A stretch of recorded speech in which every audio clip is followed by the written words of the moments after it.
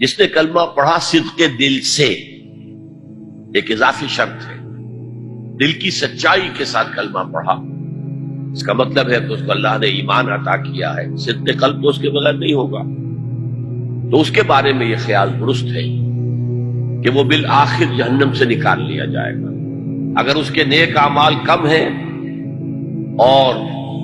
برے اعمال کا پلڑا بہت بھاری ہے تو جہنم میں داخل تو ہوگا،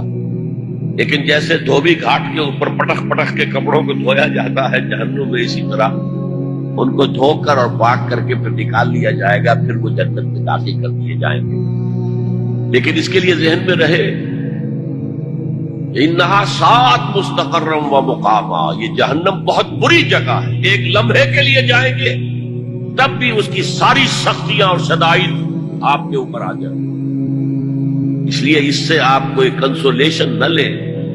کہ اگر کچھ عرصے کے بعد ہم نکل جائیں گے، اس عذاب کا آپ تصور نہیں کر سکتے۔